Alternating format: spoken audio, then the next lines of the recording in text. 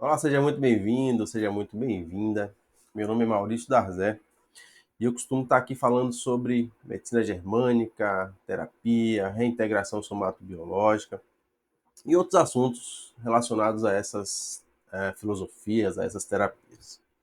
Bom, você já deve ter ouvido falar que a sociedade é uma máquina de moer gente, né?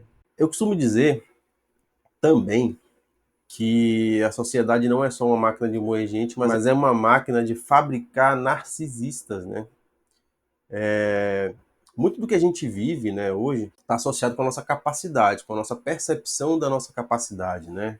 O quanto a gente é capaz de fazer isso, aquilo, de se relacionar de uma forma ou de outra.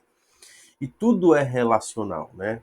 Sempre que a gente fala de uma dificuldade, de um sentimento, de um trauma, de uma sensação ruim, qualquer coisa que a gente sente em nós e que se desenvolve em nós, seja um sintoma físico, seja um sintoma comportamental, uma emoção desafiadora e tal, sempre está associado com uma relação na nossa vida, né?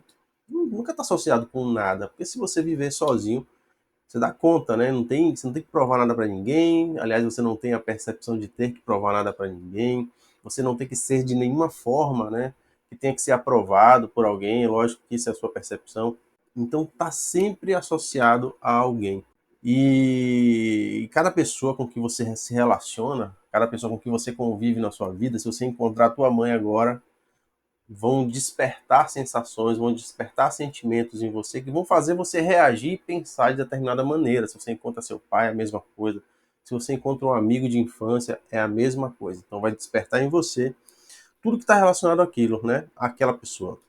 Milhões e bilhões de bytes de informação que chegam ali, se instalam em você naquele momento, associados exatamente a essa pessoa ou a tudo que se relaciona a ela. Então, quando a gente fala sobre pessoas narcisistas, dentro da medicina germânica, que é o tema que eu abordo aqui, a gente está falando sobre megalomania, né? São pessoas megalomaníacas, né? E está associado a conflitos associados à capacidade do indivíduo, né? Que a gente chama de conflitos de autodesvalorização. Eu não consegui, a percepção é disso, eu não fui capaz de dar conta daquilo, né? Eu não sou capaz de dar conta daquilo.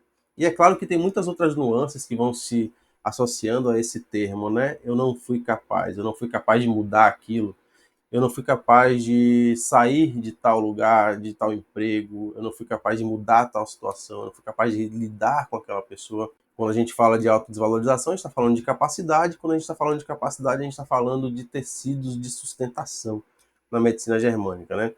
De músculos, de articulações, né? De ossos em si. Então, antes de qualquer pessoa se tornar megalomaníaca, antes de qualquer pessoa se tornar um narcisista, por exemplo, é uma pessoa que começou ali com uma dor no ombro, com uma dor no joelho, com uma dor no pé e tal. E essa dor no pé, ela evoluiu, aliás, não essa dor no pé, mas esse problema de capacidade evoluiu para uma outra situação com uma outra pessoa.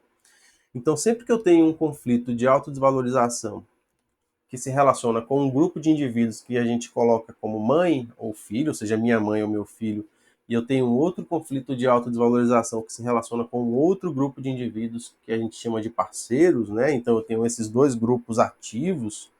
Então eu tenho uma pessoa aqui que eu me relaciono que assim que eu encontro ela, me remete a um trauma que eu vivi com ela onde eu não fui capaz, onde eu não me senti, não me percebi capaz de lidar com alguma coisa em relação a ela.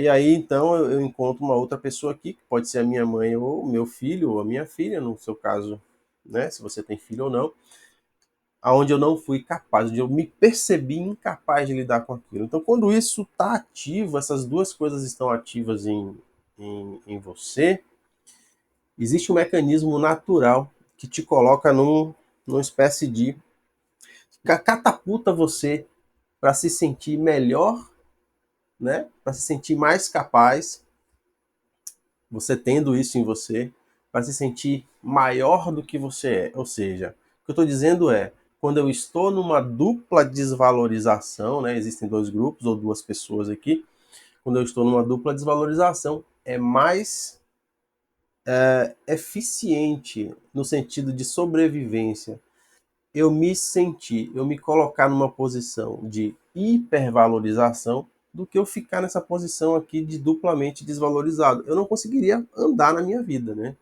Eu não conseguiria dar um próximo passo na minha vida se eu ficasse nessa posição de duplamente desvalorizado.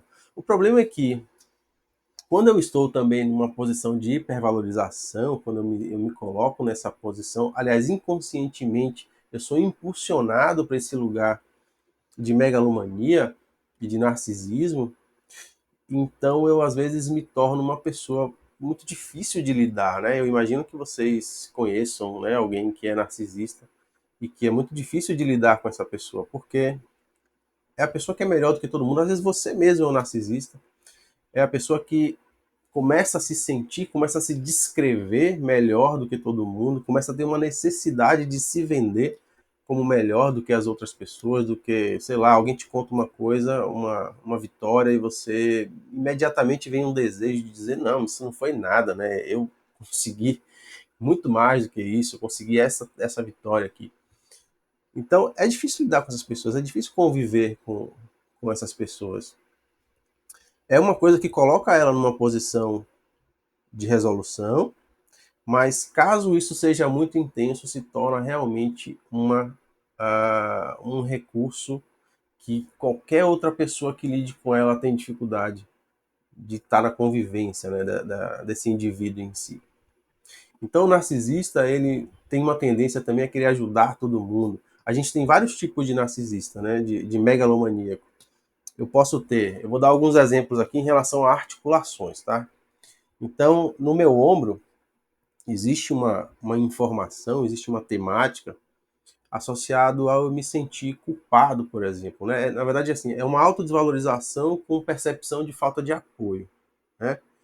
Se eu lidei com uma pessoa específica e a minha percepção foi eu não fui capaz de apoiar, entre aspas, apoiar, mas eu me senti culpado, eu senti que eu falhei em alguma coisa com ela, então a tendência é que o meu ombro manifeste algum tipo de sintoma. Então, eu tenho um sintoma no meu ombro direito, associado a essa pessoa que eu falei como pai, por exemplo, né? Aliás, como pai não, nesse caso aqui eu falei porque eu sou destro, né? Então eu falei como parceiro, falei com a minha esposa. E eu tenho desse lado aqui um sintoma, uma inflamação no meu ombro esquerdo com a percepção de que eu falei com meus filhos, eu falei com um filho específico. Eu fiz alguma coisa que me senti muito culpado por fazer aquilo, e isso está se arrastando na minha vida, né? Isso continua ali, como se aguardasse algum tipo de posição, decisão, algum tipo de resolução minha. Enquanto não for resolvido, isso fica meio que ativo aqui em mim. E aí, toda vez que esse tema família se vem à tona, toda vez que eu lido com a minha esposa, toda vez que eu lido com meus filhos, existe uma possibilidade disso tudo se ativar e aí então eu começar a me vender, eu começar a me colocar como uma pessoa muito maior, muito como um pai, por exemplo, muito maior do que eu sou. Então eu me vendo como, eu sou o melhor pai do mundo, né? Sou o melhor pai que meus filhos poderiam ter. Se não fosse eu, coitado dos meus filhos, né? O que seriam deles sem mim, porque eu sou isso, porque eu sou aquilo? O que seria minha esposa sem mim, né? Que eu sou tão resolutivo, eu facilito tanto a vida dela e tal. Então, é assim que as pessoas vão se relacionar com esse tema, com essa questão, né? E é o narcisista associado à imagem social. Eu poderia ter um narcisista, por exemplo, associado à sua capacidade de, sei lá, de mudar de posição social, ou seja, de mudar de emprego, de mudar. Aquele cara que eu trabalho em qualquer lugar que você me colocar. Aquele jogador de futebol, em qualquer posição eu jogo. Então, por exemplo, nesse caso, eu estou falando de uma pessoa que teria um conflito associado a uma dificuldade de mudança de direção em relação a um parceiro, né, em relação a alguém aqui do lado direito, caso ela seja destra, e em relação a seus filhos, a tua mãe, alguma. Imagina que esse indivíduo ele não está conseguindo encontrar emprego, ou seja, foi para uma entrevista de emprego, achou que ia mudar de vida e de repente chegou lá e não se sentiu, ou seja, não conseguiu e não se sentiu capaz de mudar de direção em relação a parceiros. E existe uma cobrança, né, dessa mãe que muitas vezes também é narcisista, que cobra, que diz, você não vai conseguir, né? Isso não é trabalho para você, né? Você não é, você tem que estudar mais, você tem que fazer outra coisa. você tem que fazer o que eu dizia que era para você fazer, você tinha que ser advogado e ele é outra coisa. Então tem uma dificuldade em mudança de direção aqui.